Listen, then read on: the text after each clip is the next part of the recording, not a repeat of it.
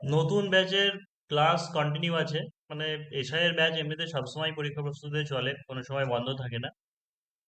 এটা হচ্ছে নতুন ব্যাচের। তো তোমরা যারা পুরনো আছো তোমাদেরকে লিঙ্কটা দিয়েছি, এই মাসটা লিঙ্ক দেবো। কেউ যদি মনে করো যে এক্সাম খারাপ হয়েছে বা এক্সারসাইজের জন্য হোক বা আগামী পরীক্ষাগুলোর জন্য কন্টিনিউ করে যাবে, তাহলে পড়তে পারো। কারণ ক্লাস হচ্ছে চলছে, যে টাইমেই ক্লাস হতো সেই টাইমেই ওই একই রুটিন, সেম রুটিন, ওই নিয়ে রুটিনেই ক্লাস হবে। তবে এখন প্রিলিমেন কম্বাইন্ড বোথ হবে। তো দেখো যে ওদের বেসিক ইংলিশের ক্লাস তোমাদেরকে করিয়েছিলাম, বেসিক ইংলিশের তিনখানা ক্লাস করিয়েছিলাম এবং বলেছিলাম যে আজকে থেকে আমরা ডিরেক্ট মানে যে রাইটিং স্কিল, রাইটিং পোর্শনের মধ্যেও ঢুকে যাব।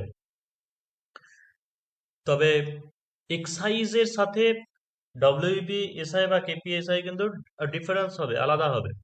যেমনটা কি 50 নম্বরের হলেও আমাদের ডব্লিউপি বা কেপিএসআই কি আসছে, 10 নম্বরের একটা রিপোর্ট অথবা প্রেসি দেওয়া হচ্ছে, 20 নম্বরের একটা ট্রান্সলেশন দেওয়া হচ্ছে, 20 নম্বরের গ্রামার দেওয়া হচ্ছে।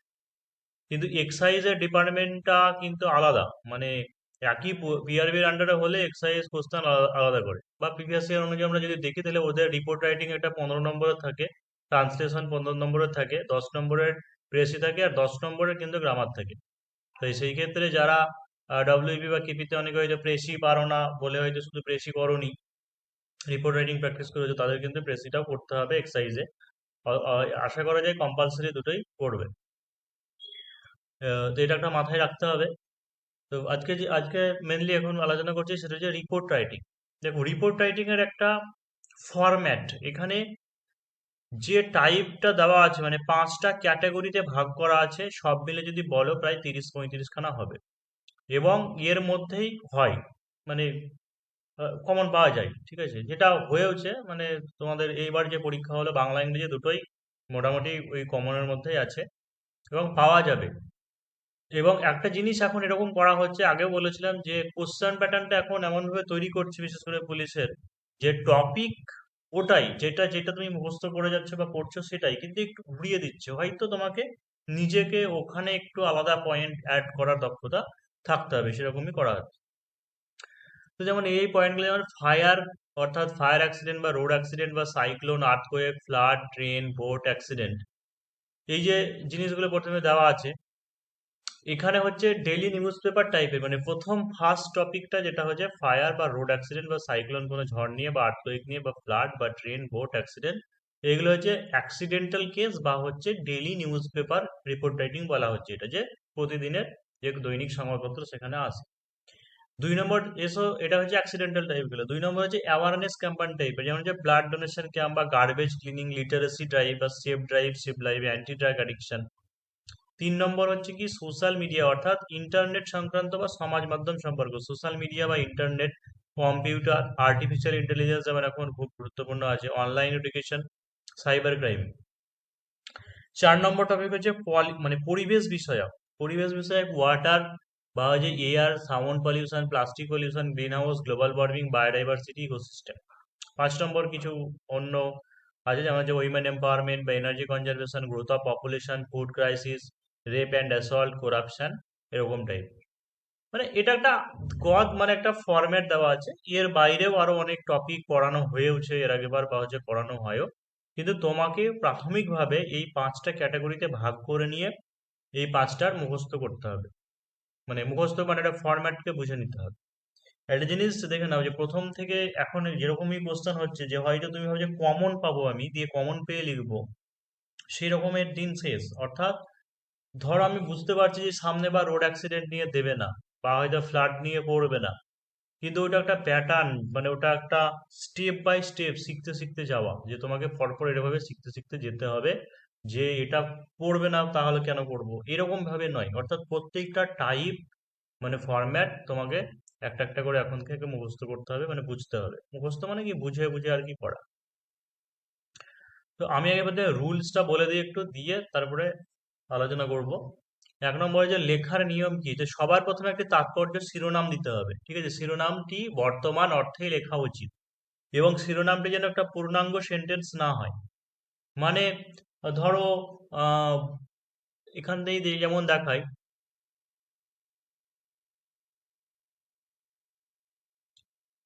যে পশ্চিমবঙ্গে বিধ্বংসী বন্যায় মৃত 23, অর্থাৎ তোমাকে এখানে পয়েন্ট মানে কোশ্চেন যেটা দিয়েছি সেটা হচ্ছে, ধরো বললো যে পশ্চিমবঙ্গের বিভিন্ন জেলায় ভারী বর্ষণের কারণে বৃষ্টিপাত হয়েছে, এই এত তারিখ থেকে বৃষ্টিপাত হয়েছিল, দিয়ে বন্যা হয়েছে, 23 জন মারা গেছে। তাহলে অ্যাকচুয়ালি তো ঘটনাটা ঘটে গেছে, তাই না? ঘটনাটা ঘটে গেছে মানে অতীত, পাস্ট হয়ে গেছে। কিন্তু তা বলে যখন আমি টাইটেল দেব, এরকম বলবো না যে পশ্চিমবঙ্গে বিধ্বংসী বন্যায় 23 জনের মৃত্যু হয়ে গেল বা হয়েছে, এরকম বলে বলবো না। ফরম্যাট যেটা হবে সেটা পূর্ণাঙ্গ সাবজেক্ট ভার্ব অবজেক্ট ওইরকম মেনটেন করে পূর্ণাঙ্গ কমপ্লিট সেন্টেন্স হবে না। আর প্রেজেন্ট ফরম্যাটে সে পাস্টের ঘটনা হোক বা পাস্টের হোক, যে পশ্চিমবঙ্গের বিধ্বংসী বন্যায় মৃত 23, যে পশ্চিমবঙ্গের বিধ্বংসী বন্যায় 23 জনের মৃত্যু হয়েছিল তা বলবো না, পাস্ট বলে। এটা একটা গেল মানে টাইটেলের শিরোনামের ব্যাপার। আর এই তোমার আন্ডারলাইন করা ব্যাপার নিয়ে সেই কি বলবো, মানে চুলচেরা এক একজন এক এক রকম বলে, বিভিন্ন রথী মহারথীরা বিভিন্ন রকম বলছে, বিশেষ করে বইগুলোতে বলছে না লিখতে। কিন্তু কম্পারেটিভ লাইনের ক্ষেত্রে লিখলে কোনো অসুবিধা, এই মানে আন্ডারলাইন করলে অসুবিধা নেই, কারণ যেহেতু টাইটেল শিরোনাম, তো কারণ ওটাই তো তুমি হাইলাইট করতে চাইছো, ওইটাই তো মেন জিনিস।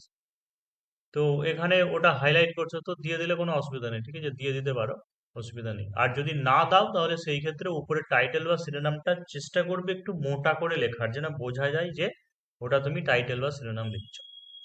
তারপর নিচে দেখা আছে নিজস্ব সংবাদদাতা, ঠিক আছে। নিজস্ব সংবাদদাতা এই ব্যাপারটা আসি যে, যদিও পুলিশের সমস্ত পরীক্ষায় বলা হয় যে ডেইলি নিউজ পেপার বা মানে দৈনিক সংবাদপত্রের প্রকাশযোগ্য এরকম বলে দেওয়া হয়, যদি সংবাদপত্র উল্লেখ থাকে, সংবাদপত্র কথাটা যে সংবাদপত্রে প্রকাশের জন্য, তাহলে নিজস্ব সংবাদদাতা দিতে পারো।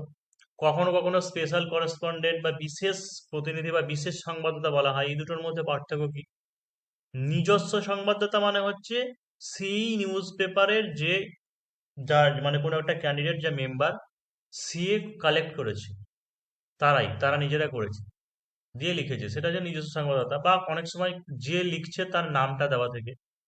আর বিশেষ সংবাদদাতা বা স্পেশাল করেসপন্ডেন্ট কখন সেই জিনিসটা থাকে, যখন হচ্ছে ধরো এমন একটা ঘটনা, যে ঘটনাটা ওর নিজের পক্ষে কালেক্ট করা মুশকিল, মানে বিভিন্ন সোর্স থেকে বা বিভিন্ন জায়গা থেকে সে সাহায্য নিয়েছে, ঠিক আছে, দিয়ে সে জোগাড় করেছে, সেটাকে বলা যায় স্পেশাল মানে করেসপন্ডেন্ট।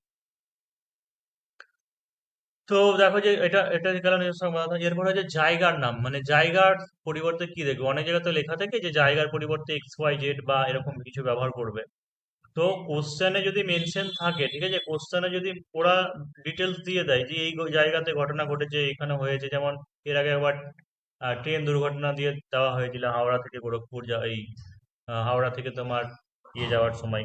তো ওখানে যেমন হাওড়া বা মেদিনীপুর বা খড়গপুর যে কোনো একটা ডেট দিয়ে দিতে পারো, কিন্তু নর্মালি যদি কিছু না বলে তাহলে সেই ক্ষেত্রে কলকাতা হিসেবে লিখতে পারো, বা XYZ যেটা বলে সেই XYZ ব্যবহার করতে পারো। তবে কোনো নাম, প্রধানমন্ত্রী, মুখ্যমন্ত্রী বলে এইভাবে নাম মানে নাম না নেওয়াই ভালো। যদি উল্লেখ করতেই হয় তাহলে বলতে পারো যে মাননীয় প্রধানমন্ত্রী বক্তব্য বা মুখ্যমন্ত্রীর বক্তব্য, বা রেলমন্ত্রী বলেছেন, রেলমন্ত্রী অমুক বলেছেন, নাম নেওয়া দরকার নেই। মুখ্যমন্ত্রী মমতা ব্যানার্জি মহাশয়া বলেছেন বলে বলার দরকার নেই, কিন্তু এরকম নাম এইসব নেবে না। আর ডেটের ব্যাপারটা আসি, ডেটের ব্যাপারটা হচ্ছে কোশ্চেনে যদি মেনশন করে দেওয়া থাকে, ঠিক আছে, ধরো কোনো ঘটনা হয়তো দেখা গেছে যে 15ই এপ্রিল ঘটেছে বলছি, তাহলে সেই ক্ষেত্রে একদিন পরে ডেট দেবো, মিনিমাম 16 তারিখে পাবলিশ পাচ্ছে বলে লিখবো। আর যদি দেখো যে কিছুই ডেট ফেট কিছু দেওয়া নেই, ঠিক আছে, তাহলে সেই ক্ষেত্রে সাধারণত পরীক্ষা যেদিকে দিচ্ছ পরীক্ষার ডেটটা দেওয়াই ভালো আছে, মানে সেদিনকার ডেট অনুযায়ী দেবে। তো চলো বাংলা আগে একটা তা দেখিয়ে দিই আমি, ঠিক আছে। ও না, আগে রুলসটা এখনো শেষ হয়নি, এটা গেল। তারপরে নেক্সট হচ্ছে যে তার নিচে তার নাম, তারিখ, কলম দিয়ে শুরু করতে হবে। মনে রাখতে হবে প্রতিযোগিতামূলক পরীক্ষার ক্ষেত্রে নিজস্ব পরিচয় দেওয়া মানা, তাই হচ্ছে প্রশ্নে জায়গার নাম বা উল্লেখ না থাকলে সেক্ষেত্রে XYZ ব্যবহার করতে হবে।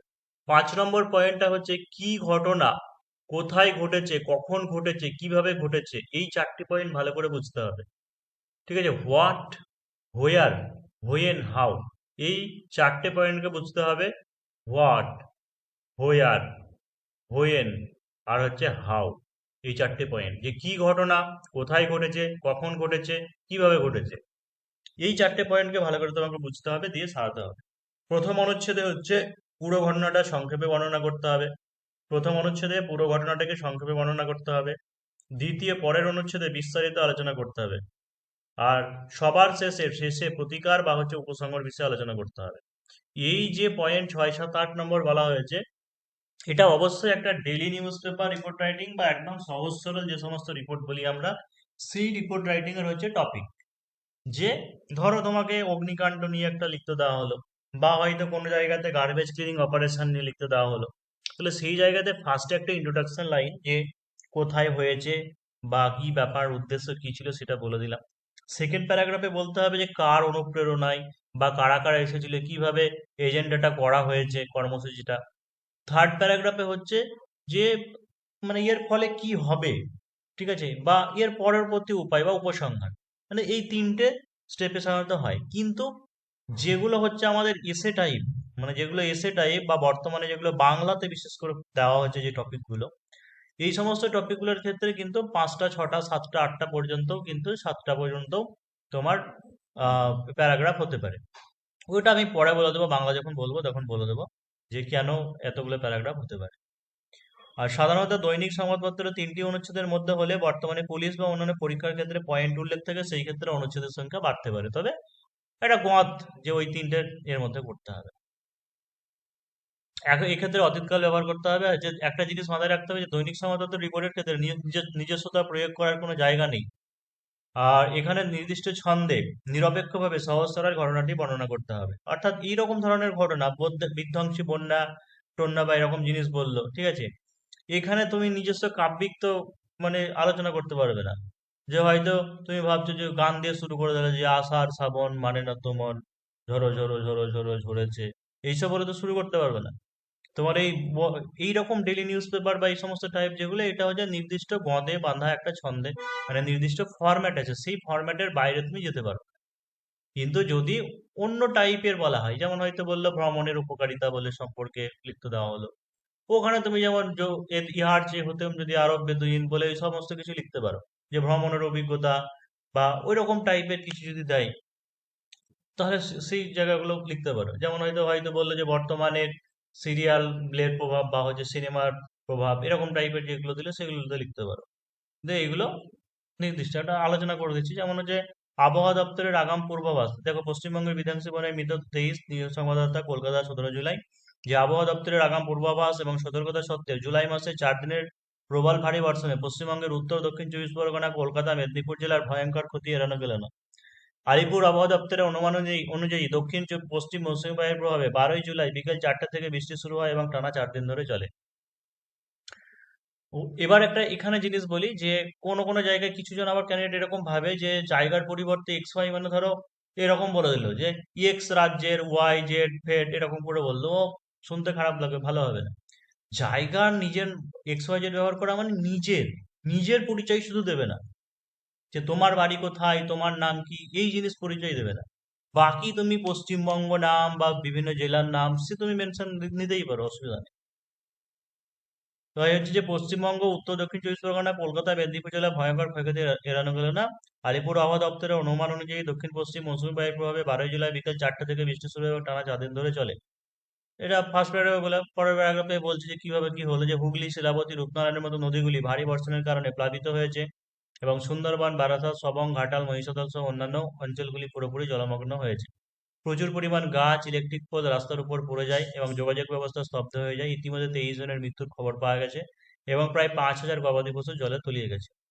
রাজ্য সরকার এবং বিভিন্ন স্বেচ্ছাসেবী সংস্থা রান্না করা খাবার, ত্রিপল, ঔষধ, পানীয় জল পৌঁছে দিয়েছে ক্ষতিগ্রস্ত এলাকাগুলিতে। এখনো পর্যন্ত প্রায় 50,000 জনসাধারণকে বিপজ্জনক এলাকাগুলি থেকে নিরাপদ স্থানে নিয়ে যাওয়া হয়েছে। এবার বলবে যে কেউ এইটুকু লিখলে হবে, এখন তো 500টা ওয়ার্ড দিয়েছে, এটা কিন্তু বাংলা নয়, এটা আমি তোমাদের ইংরেজি রিপোর্টের জন্য এতটুকু ছোট করে লিখিয়েছি বা একটা ফরম্যাট দিয়েছি। ইদানিং এখন বাংলা যে টপিকগুলো দিচ্ছে, বাংলা যদি 500টা ওয়ার্ডস যদি দেয়, যদি 500টা ওয়ার্ডসের রিপোর্ট কোনোদিন হয় না, ওরা জোর করে দিচ্ছে ছেলেপেলেকে আরো বোকা বানানোর জন্য, বা দেখতে চাইছে যে 250-300টা কেউ প্র্যাকটিস করছে, তাহলে আরো 200টা যদি লিখতে দেওয়া হয় সে পারছে কিনা বা কি লিখছে। এটা একটা সাইকোলজিক্যাল ফ্যাক্টর হতে পারে, ওদের গেম হতে পারে। তো অত ওয়ার্ডসের কোনোদিন হয়ও না, বা যদিও 500 ওয়ার্ডসের কোনো টপিক হয়, তাহলে এরকম টপিক কোনোদিন 500 ওয়ার্ডসের হবে না। এগুলো জাস্ট একটা ফরম্যাট দিচ্ছে, বলছি। তো রাজ্যের মুখ্যমন্ত্রী ক্ষতিগ্রস্ত এলাকাগুলিতে পরিদর্শন করেছেন এবং সমস্ত রকম সাহায্যের আশ্বাস করার প্রতিশ্রুতি জানিয়েছেন। ডিজাস্টার ম্যানেজমেন্ট টিম দ্রুত ক্ষতিগ্রস্ত এলাকাগুলি পরিদর্শন করে সমস্ত মানুষের উদ্ধার কার্য এবং সেই সাথে যোগাযোগ ব্যবস্থাকে সচল করার জন্য প্রাণপণ চেষ্টা করছে। ম্যানেজমেন্ট প্রধানের মতে সবকিছু স্বাভাবিক অবস্থায় ফিরতে কমপক্ষে 3 থেকে 4 দিনের কঠোর পরিশ্রম লেগে যাবে বলে জানিয়েছে।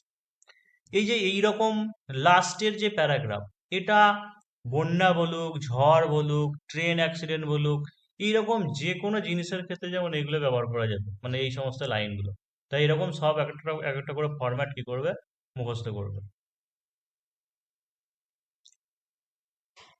এখানে দুটো আরো দিয়ে দিয়েছি, কাঞ্চনজঙ্ঘা এক্সপ্রেস ট্রেন দুর্ঘটনাগুলো লেখা আছে, ওগুলো একটু পড়বে আস্তে আস্তে।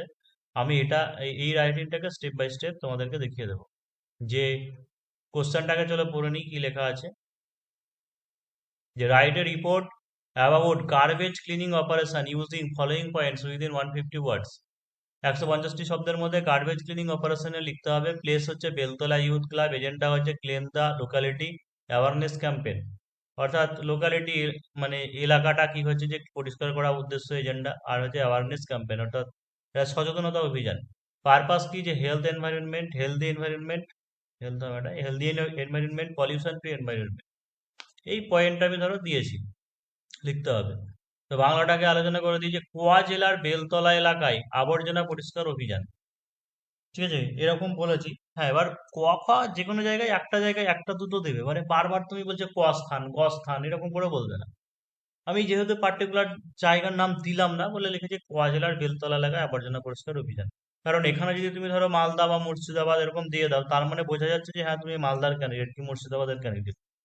ঠিক আছে, এমনি যদি নর্মালি কলকাতা জেলা এরকম বলে দাও তাহলে অসুবিধা নেই। তারপরে যে নিজস্ব সংবাদদাতা ক খ গ, যখন ক খ গ বা এরকম জিনিসগুলো ব্যবহার করবে সিঙ্গেল ইনভার্টেড কমার মধ্যে রাখবে। 18 এপ্রিল লিখেছিলাম বলে সেই ডেট দিয়েছি। তারপর হচ্ছে কি, যে বিজ্ঞান ও প্রযুক্তিবিদ্যার উন্নতির সাথে সাথে সভ্যতা এগিয়ে চলেছে এবং ক্রমাগত জনসংখ্যা বৃদ্ধির ফলে দিন দিন দূষণের পরিমাণ বাড়ছে। অর্থাৎ প্রথমেই তো আমি শুরু করে দিতে পারি না যে এই গতকাল একটা আবর্জনা পরিষ্কার অভিযান হয়ে গেল বলে। এর পটভূমিকাটা একটু বলে দিলাম, ইন্ট্রোডাকশন লাইন। যে বিজ্ঞান ও প্রযুক্তিবিদ্যার উন্নতির সাথে সাথে সভ্যতা এগিয়ে চলেছে এবং ক্রমাগত জনসংখ্যা বৃদ্ধির ফলে দিন দিন দূষণের পরিমাণ বাড়ছে। সুস্থভাবে বাঁচতে দূষণহীন পরিবেশ আবশ্যিক। এই জন্য কোয়া জেলার বেলতলা যুবসংঘ গতকাল একটি আবর্জনা পরিষ্কার অভিযান আয়োজন করেছিল সকাল 10টার সময়। তাহলে ফার্স্ট প্যারাগ্রাফে কি হয়েছে, হোয়াট মানে কি জিনিস সেটা সম্পর্কে একটা আইডিয়া দিয়ে দিতে হবে, বা ফার্স্ট প্যারাগ্রাফ পড়ে অন্তত রিডার যেন বুঝতে পারে যে কোন বিষয় কোথায় কি হয়েছিল সেটা যেন বুঝতে পারে। সেকেন্ড প্যারাগ্রাফ হচ্ছে ডিটেলসটা আবার বলবো কিভাবে কি হয়েছিল না হয়েছিল। তো সমাজসেবী এবং ক্লাবের সভাপতি এক্স মহাশয় এলাকার সমস্ত মানুষদের এই নির্মল অভিযানে অংশগ্রহণ করতে অনুপ্রাণিত করেছিলেন। সাধারণ মানুষ প্রত্যেকে ঝাঁটা, বালতি, ব্লিচিং পাউডার নিয়ে আবর্জনা পরিষ্কার করে এবং নর্দমা রাস্তা সাফ করে। একদল যুবক প্রতিটি বাড়ির দরজায় দরজায় যায় সমস্ত মানুষকে স্বতঃস্ফূর্তভাবে অংশগ্রহণ করার আবেদন নিয়ে। দেওয়াল লিখন এবং প্ল্যাকার্ড অভিযান দেখা যায়। প্রতি রবিবার এই অভিযান চালানোর সিদ্ধান্ত নেওয়া হয়েছে। সভাপতি মহাশয়ের মধ্যে এই অভিযান নিঃসন্দেহে সমস্ত মানুষের মধ্যে সচেতনতা বৃদ্ধি করবে এবং দূষণ প্রতিরোধ করবে। এই দেওয়া হয়ে গেল। ঠিক আছে, ইংরেজিটা লেখা আছে, তা আমি বাংলা তোমাদেরকে ইংরেজি মানে বাংলা থেকে ইংরেজি স্টেপ বাই স্টেপ দেখাচ্ছি।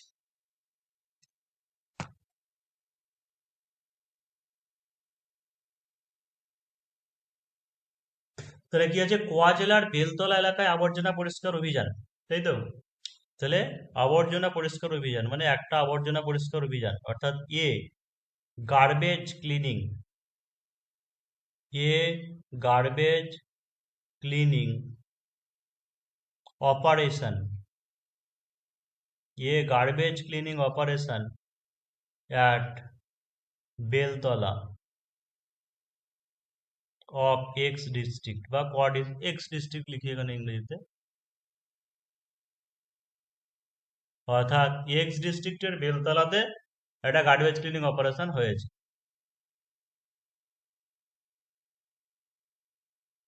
এবার অনেক সময় এই জিনিসটাকে নিউজ পেপার বলে না, কারণ সাধারণত ধরো তোমার এলাকায় হয়েছে এরকম বলে দিতে পারে, দিয়ে তুমি লিখছো। তো বাই, এখানে তোমার নাম থাকবে, তাই তোমার নাম যেহেতু নেওয়া মানা, তাই বাই হয়তো ওয়াই লিখে দিলে। ঠিক আছে, বাই ওয়াই সিঙ্গেল ইনভার্টেড কমার মধ্যে লিখে দিলে যদি নিউজ পেপার না বলে। এখানে হয়তো বলে দিলাম যেহেতু এক্স ডিস্ট্রিক্টে বলেছি হয়তো এক্স সিটি লিখে দিলাম আমি। ঠিক আছে, ডেট জায়গা যেটা সেটা হচ্ছে এক্স সিটি লিখে দিলাম। আর আজকে যেটা যেটা তারিখ বা বাংলা যেটা কম আছে সেটাই আমি লিখছি, যে 18 এপ্রিল 2020। 4 বা 6 যাই হোক। তো কি